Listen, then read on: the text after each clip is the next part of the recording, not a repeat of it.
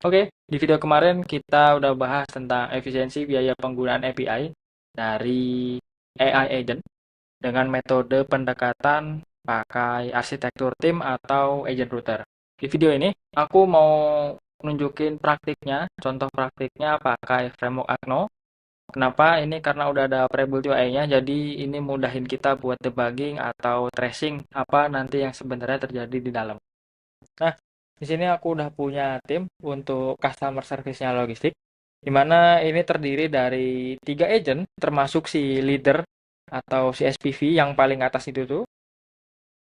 Dia tugasnya adalah delegasi dan klasifikasi tugas yang didapat dari user input ke para anggota tim yang sesuai dengan role-nya masing-masing. Kalau yang di bawah ini kita tahulah ya, dia si staff atau anak magang. Dia yang pakai model murah dan kerjanya cuma tugas-tugas ringan kayak cek resi mungkin. Dan terakhir di kanan bawah itu dia itu sebagai agent spesialis, agent yang bisa ngerjain tugas kompleks karena dia pakai model yang ada fitur reasoningnya. Dia bisa tangani masalah kayak pengembalian barang, yang mana itu tugas yang kompleks karena perlu lihat dokumen, syarat atau policy, kemudian pembuatan inquiry dan lain-lain. Jadi langsung ada kita praktekkan.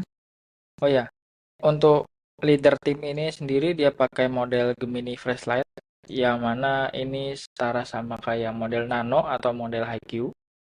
Kemudian untuk member-membernya yang staff dia juga sama pakai Flashlight. Kemudian untuk spesialis dia pakai Gemini Flash. Mana ini dia punya kapabilitas untuk melakukan reasoning. Di Knowledge juga aku udah nambahin tentang refund policy, yang mana isi policy-nya adalah ketika order lebih dari 10 hari setelah diterima, itu tidak bisa dikembalikan. Jadi maksimal adalah 10 hari. Kita ke chat, kemudian kita pilih tim. Oke, tim yang dipilih udah betul ya, logistik tim. Kita coba sapa, hai. Oke, yang respon sapaan kita itu tim leader ya atau si SPV yang pakai model flashlight tadi. Jadi udah benar. Kemudian kita coba lakukan tracking order. Can you help me to track my order with number? Aku udah nyiapin data dummy. Jadi harusnya nanti ini masuk ke staff agent. Kemudian staff agent melakukan lookup data ke data dummy tadi. Oke, udah betul ya. Tim leader melakukan delegasi tugas ke member. Member yang dipilih itu member staff. Kemudian staff itu melakukan pencarian atau lookup data ke database atau data dummy. Dia dapat statusnya itu masih processing, kemudian itemnya adalah botol air, dan estimasi sampainya adalah 7 November. Lanjut, kita coba untuk lakukan refund. Jadi nanti harusnya masuk ke specialist agent, kemudian specialist agent akan melakukan pencarian data di data dummy sama mencari knowledge atau dokumen policy. Nanti dia melakukan compare dengan reasoning dan harusnya karena datanya lebih dari 10 hari, datanya yang kusimpan 1 bulan, jadi harusnya nanti ditolak. I want to refund from order 100001. Can you help me?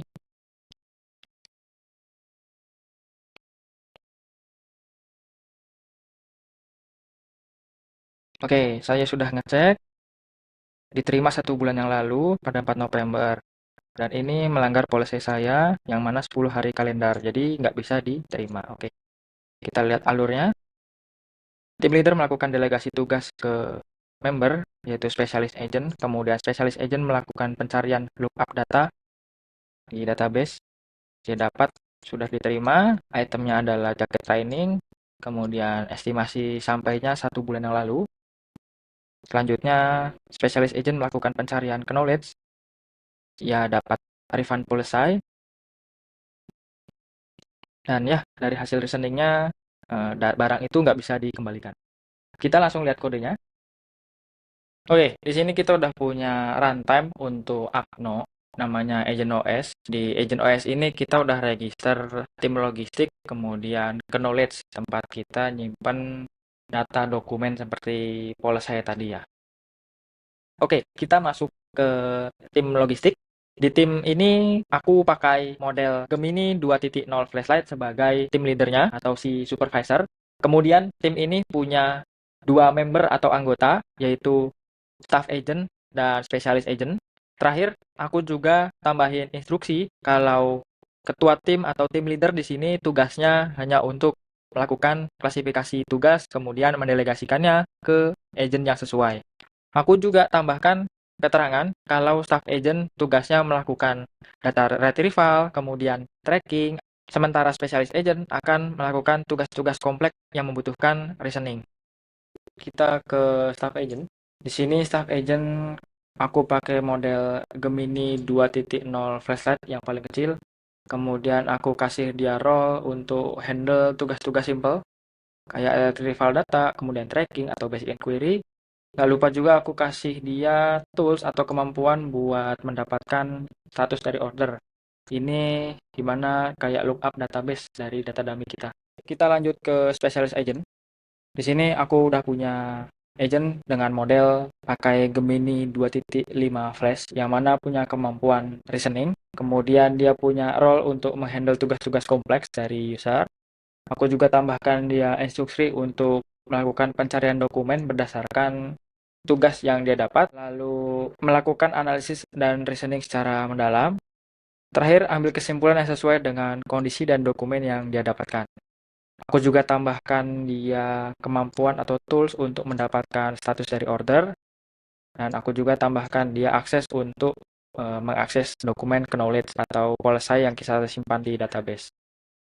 Oke, jadi bisa kita lihat secara langsung penghematan biaya yang kita lakukan. Kalau tugasnya adalah tugas sepele kayak sapa atau lookup data, maka itu akan dihandle oleh agent dengan model yang murah. Kemudian kalau tugasnya itu kompleks seperti menangani komplain pelanggan atau refund, maka itu akan dihandle oleh agent dengan model yang punya kemampuan reasoning yang mana itu mahal. Jadi dengan begitu kita nggak seperti ngantar galon air pakai mobil mewah.